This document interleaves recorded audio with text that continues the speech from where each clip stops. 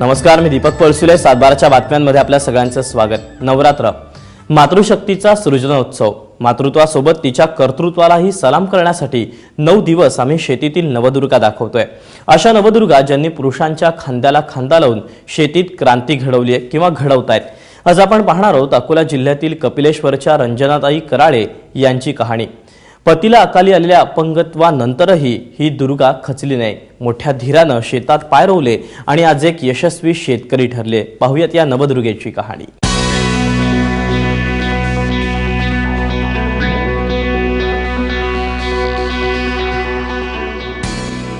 रंजना कराळे, अकोला जिल्ह्यातील कपिलेश्वर या आडवळणावरच्या गावातील नवदुर्गा. पंचक्रोशीतील उत्कृष्ट शेतकरी अशी ओळख. मात्र ही ओळख अनेक दुःखांचे डोंगर पार करून त्यांनी मिळवली आहे.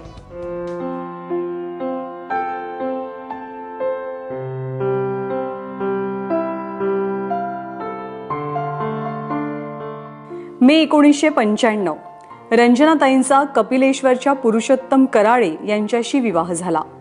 सुखी संसाराची अनेक स्वप्न त्यांनी रंगवली. मात्र नियतीनं घात केला. पायरीवरनं पडण्याचं निमित्त झालं आणि पुरुषोत्तम यांच्या कमरेखालचा भाग निकामी झाला. कायमचं अपंगत्व आलं.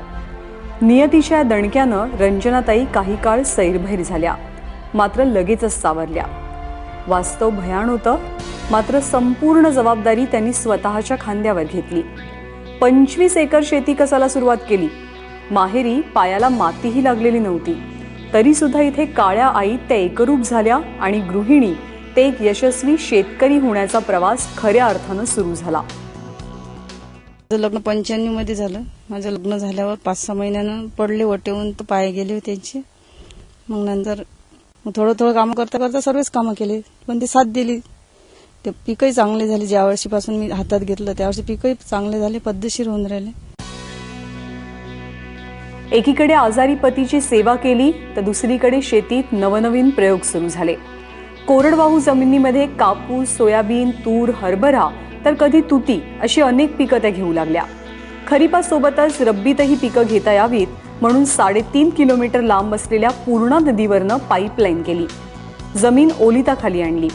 बैलगाडी जुंपण्यापासनं ते नांगरणी, वखरणी, डवरणी ही सगळी कामं त्या अगदी लीलया करतात. पैसे होते पण मी पाणी आणलं. 3.5 किलोमीटर पाईपलाईन आली आहे या शेतापर्यंत. 25 एकर इरिगेशन केलं आणि याला त्यापासून जास्त उत्पन्न होऊन राहिलं. सोयाबीन चांगलं होऊन राहिलं. याच्या उत्पन्नापासून पैसे जे मिळाले त्याच्यातून 2 एकर वावर, कंपाऊंड, आमच्याजवळ काही नव्हतं एवढं, पण सर्वच घेता आलं. पैसे भरपूर आहेत. आता मुलगाही शिकला माझा मामाची इथं. पण मला जे नव्हतं समजत जमिनीतलं ते माझ्या भावाने सांगितलं मला थोडं. आता मला पूर्ण समजते की काय करा, कसं करा.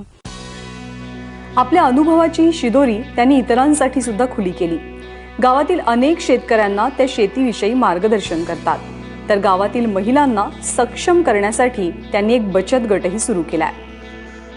मग खतं कोणती द्यायची असली तर त्यामध्ये काकूंचं खूप मोलाचं मार्गदर्शन आम्हाला मिळते. स्वतः काकूंना आम्ही साईडवर घेऊन जातो आमच्या शेतात. तिथं त्या पाहणी करतात आणि कोणतं औषध मारायचं, कोणती फवारणी करायची किंवा कोणते खत द्यायची ते पण आम्हाला तिथं स्वतः अभ्यास करून किंवा पाहणी करून सांगतात.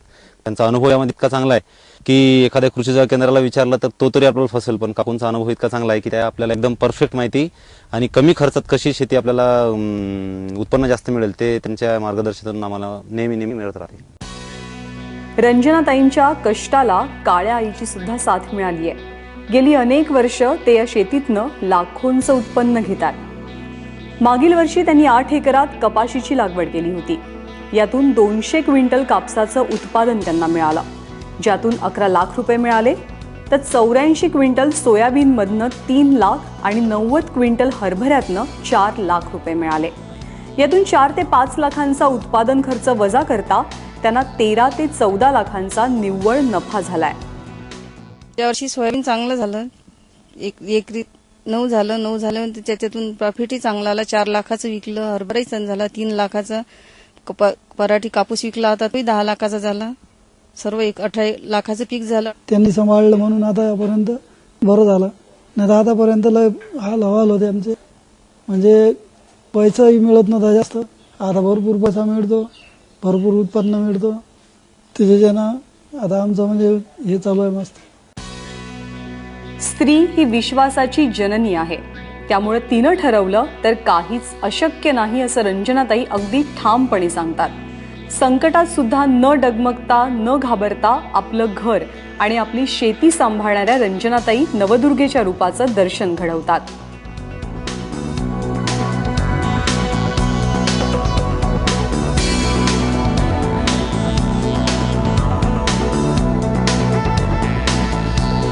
परिस्थिती आणि नियतीने रंजनाताईवर अनेक आघात केले, मात्र त्यांनी संकटांना न घाबरता स्वतः उभ्या राहिल्या आणि आपल्या शेतीलाही उभं केलं.